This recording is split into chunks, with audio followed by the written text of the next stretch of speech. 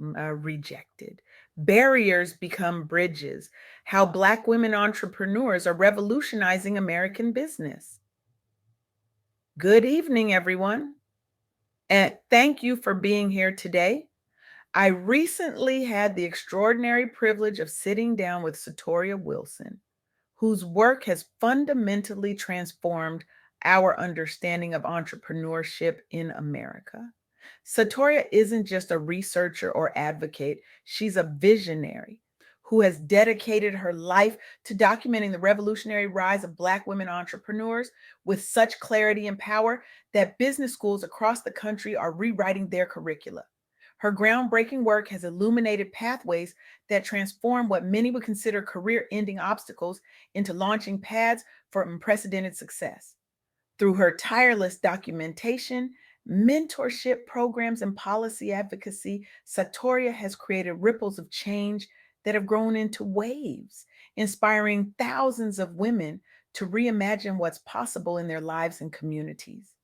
What I'm about to share with you today might challenge everything you think you know about success, adversity, and who truly drives innovation in our economy. It's a story of transformation that begins with a startling contradiction. In April 2025, while the national employment numbers were climbing, Black women lost 106,000 jobs, 106,000 in a single month. Let that sink in. This wasn't an anomaly. It was part of a pattern we've seen repeatedly throughout economic history. When America catches a cold, Black communities get pneumonia. And Black women, they're often expected to nurse everyone back to health while fighting their own fever. But here's where the story takes an unexpected turn. Instead of defeat, we're witnessing something revolutionary. Black women aren't just surviving these headwinds, they're harnessing them, creating an unprecedented surge in entrepreneurship that is literally reshaping the American business landscape. Nearly half of all new businesses in America are now started by women, with Black women leading this entrepreneurial renaissance at rates 6 times higher than just a decade ago. This isn't just impressive, it's transformative. It represents a fundamental shift in how economic power is being redistributed and redefined. Let me be clear, this isn't a feel good story about making lemonade from lemons. This is about recognizing a profound truth that Satoria Wilson's research has illuminated. Sometimes the very systems designed to limit us can become the catalyst for our greatest innovations. Sometimes rejection becomes the foundation for revolution. Consider Walker's Legacy, a national professional collective founded by Natalie Madeira Caulfield, named after Madam C.J. Walker, America's first self made female millionaire. This organization emerged because Natalie recognized a critical gap.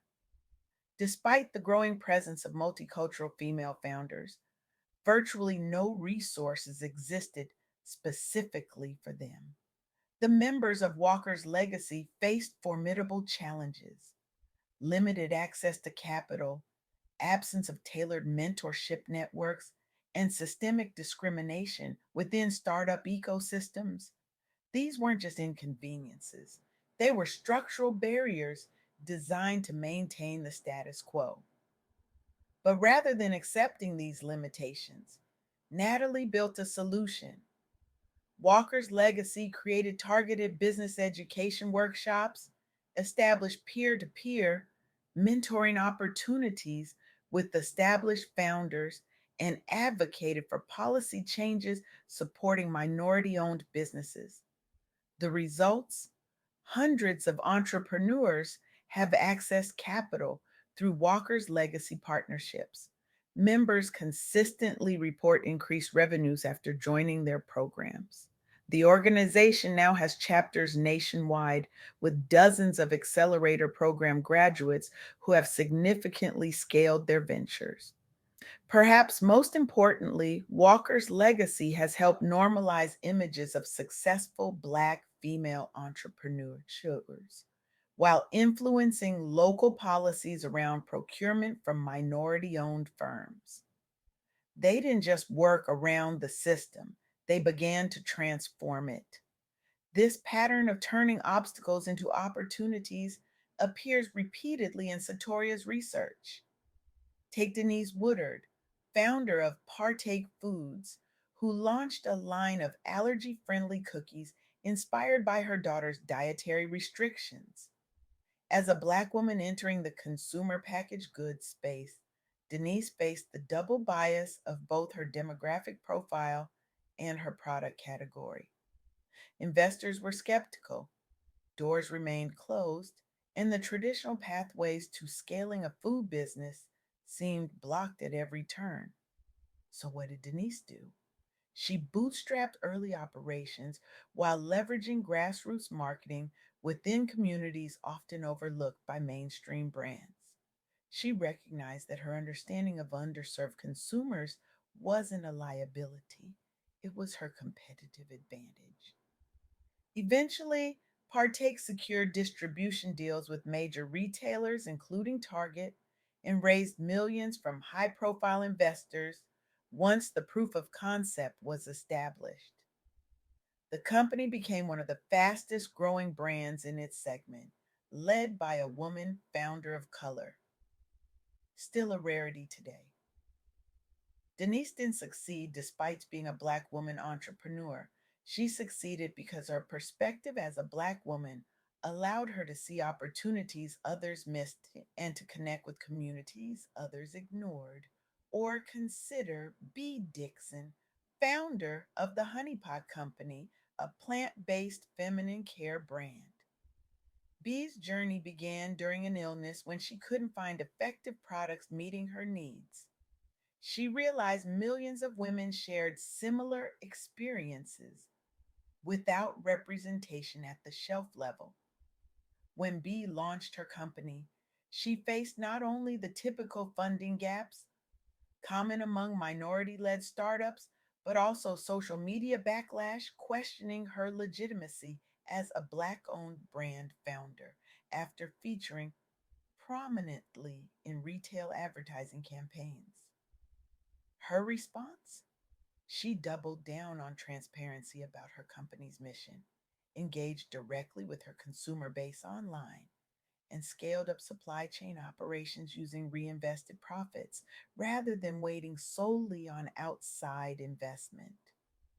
Within 2 years of launch, the Honey Pot became one of Target's top selling natural feminine hygiene lines.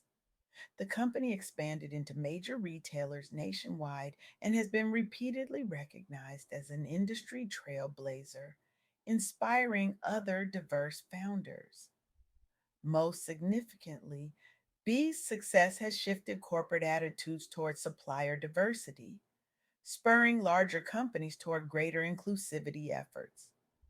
Her cultural identity became the foundation of her market leadership, not an impediment to it. What these stories from Satoria Wilson's research reveal is a profound truth about innovation and resilience. Sometimes the greatest breakthroughs come not from those with the most resources, but from those who have been forced to see the world differently.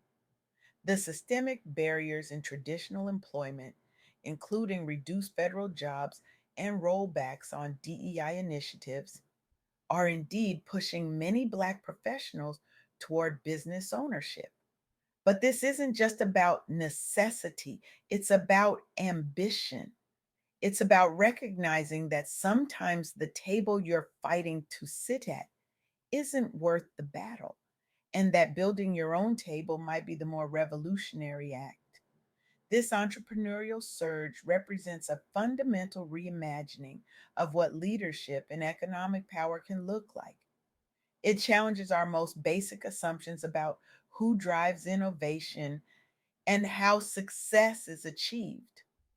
For these entrepreneurs, success isn't just about individual achievement, It's about building enterprises that uplift communities, create jobs, and redefine what inclusive economic growth means for everyone.